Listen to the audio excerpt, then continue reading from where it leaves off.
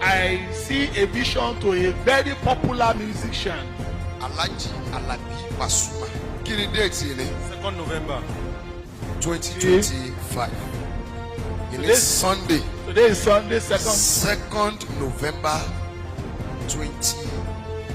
Òní lọ́jọ́ ìsinmi ọjọ́ kejì oṣù kọkànlá ọdún 2025. Mo fẹ́ kẹ́ fi fọ́nrán yìí. I want you to use this video. Kẹ́ fi máa ránṣẹ́ sí wọn. Please, you can send it to him. Ẹ bá mi You know him personally. táàgì wọn. You can tag him if you know him. Èmi ò ní kí àwọn èèyàn má bú mi. I will not say people should not abuse me. Mi ò ní kán máa fi ìpè ránṣẹ́ sí mi. I didn't say they should not curse. Kò tuntun. It's not new. Tuntun. It's not new. Mo ní mẹ́sẹ̀gì yìí fún Alhaji Pasuma. This message for Alhaji. Ṣé mọ̀ pé Do you know that ní orílẹ̀-èdè Nàìjíríà in this our country, Nigeria, àwọn èèyàn máa ń fi mẹ́sẹ̀gì lẹ̀. people will leave the message Wọ́n máa àtàkì mẹ́sẹ̀njà. and they will attack the person delivering the message.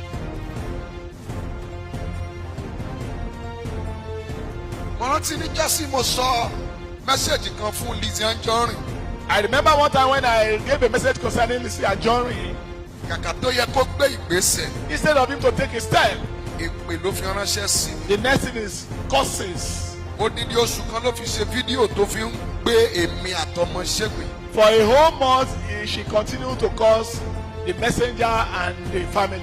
Wọ́n fi mẹ́sẹ̀gì lẹ̀. They left the message, Wọ́n àtàkì mẹ́sẹ̀njà. then the messenger has been attacked Títí ó fi ṣe ẹ̀sìn àgbáyé. till he was globally embarrassed.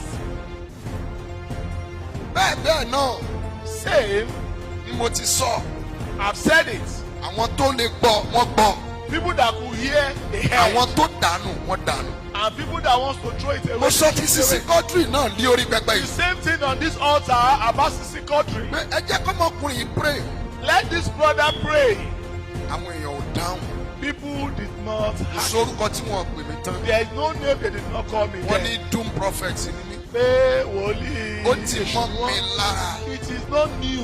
Kò sókọ tẹ́ ẹ pè mí. There is no name you call me. Èyí tí mo sọ fún Tóyè Abraham. The one I told Oyeba, to Abraham, Kò gbé mi ṣépè. she did not curse me. Ó gbé ìgbésẹ̀. She took a step. Ní kí ni kì í ṣe? Prophet, what should I do? Ẹ lọ ṣe báyìí. Do this, Ẹ lọ ṣe báyìí. do that. Mo fi ẹni tó lẹ̀mí mi búra. I use the person that owns my soul to swear. Orí social media mo ti ń sọ̀rọ̀. I'm on social media now. Ẹ pé kẹ́ bèrè lọ́wọ́ ẹ̀. Call her and ask her. Láti ọjọ́ tí mo ti deliver message yẹn fún. Since the day I delivered that message to her, Tó ti pè mí pé kí ni kóun ó ṣe tí mo and she sọ fún. called me and I gave her instruction on what to Sí do. ọjọ́ tí mo padà pé There's no day I've ever called her again. pé a fẹ́ ṣe nǹkan kan ní church. That I want to do something in church. Ẹ kàn fowó kan ránṣẹ́. That please support us financially. Àbí pé mo need personal Or owó. I need one assistant. Àbí àdúrà tí mo yàn fún. Or the prayer which I gave to her Mo to ní kó pray. fi owó kan ránṣẹ́ pé Or ní she kankan tá a send fẹ́ ṣe. somebody for something we are to do. Ẹni tọ́lọ́run ti gbà fún. Somebody that God has allowed or consent. Ọlọ́run ti gbà fún. God has already blessed that person. Ẹ jẹ́ kí mẹ́sẹ̀gì yóò dé ọ̀dọ̀ Alhaji Pasuma. Let me get to Alhaji Pasuma. Tí ó bá dẹ̀ lẹ́nibọ́dì And if there's anyone tí mẹ́sẹ̀gì bá bí nínú, that is not happy with the message, ó fi Ọlọ́run bẹ̀. I beg you, Ẹ fi ọwọ́ wọ́nù. please, don't be angry. Ẹ má bí. Don't be angry, please. Ẹ gbà bí mo ṣe sọ. Just accept it the way I will say it. Tẹ́ bá fẹ́ràn wọn, If you love him, mo tẹ́ lè ṣe ni pé kẹ́ ẹ fàdúrà ràn wọ́n lọ́wọ́. what you can say is just to pray for him. Àwọn náà ní wòlíì tiwọn. He himself has his own prophet. Wọ́n láwọn tó ń pray fún wọn. He has his own affair. Wọ́n dẹ̀ láfa tiwọn náà. Likewise, all those that pray for him. Ṣùgbọ́n báyìí lolúwa wí. But thou says the Lord of hosts. Ohun tí mo rí sí Pasuma rè. Well, this is what I see to Pasuma. Mo rí àwọn èèyàn ń kí wọn. I see people greeting him, Wọ́n ń kí kú oríire. congratulating him. Àwọn èèyàn ń kí. People Wọ́n ń kí. greeting, Wọ́n ń kí kú oríire. congratulating him. Wọ́n ti ń kí. As they are greeting, Mo rí àwọn kan ń lùlù. so some people drumming, Ó ń jó. and I see Ojo. dancing, Wọ́n ń kọrin fún. and they are singing for him. Lójijì. Suddenly, mo rí ìlú dúró, I saw the drum stop. orin dúró, The sound gbogbo stop. àwọn tó ń kí All those greeting tó him, bá ń yọ̀, rejoicing with him. mo rí pé I saw that wọ́n yí èdè padà. they changed what they are saying. Wọ́n bẹ̀rẹ̀ sí ní kí pẹ̀lẹ́, They started saying sorry.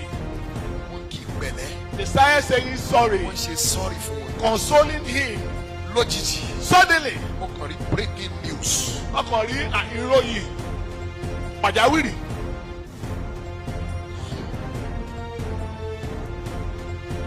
Mo fi Ọlọ́run bẹ̀ wọ́n, I beg him in the name of God, kán lọ múra sí àdúrà. he should be more prayerful. I saw a bad news. Ìròyìn tí ò dáa ni mo rí. Bad news. Ìròyìn tí ò dáa Omi social media, shakes the social media. omi television, Likewise, the media too shakes them. omi rédíò, Likewise, radio stations. ó wá di ohun tí àwọn èèyàn ń. And it now So went kaka. viral globally.